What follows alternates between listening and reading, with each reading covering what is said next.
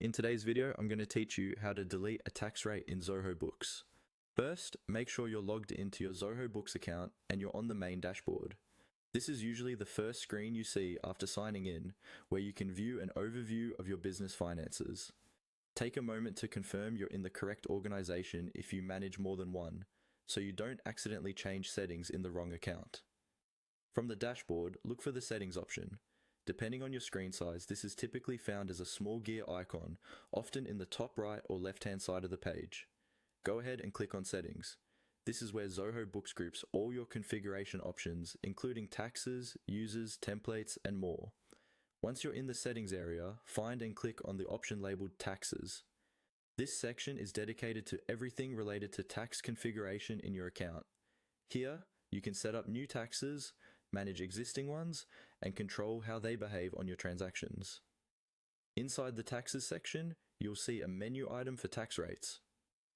Click on Tax Rates to open the list of all the tax rates that have been created in your Zoho Books organization. This list usually includes active tax rates, and sometimes archived or inactive ones, depending on the filters you have applied. Now that you're viewing the list of tax rates, locate the specific tax rate you want to delete. On the left side of each row, you'll see a small checkbox. Click on the checkbox next to the tax rate you intend to remove. If you want to delete multiple tax rates at once, you can select more than one checkbox. But be careful and double check your selection to avoid deleting the wrong rate. Once you have selected the tax rate or rates, look for the trash icon above the list. This icon represents the delete action. Click on the trash icon to start the deletion process. Zoho Books may show a confirmation prompt to ensure that you really want to remove the selected tax rate.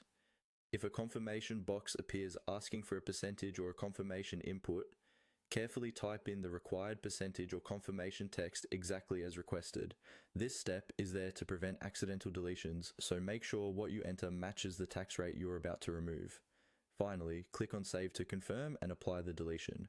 After this, the selected tax rate will be removed from your active list, and it will no longer be available for new transactions in Zoho Books.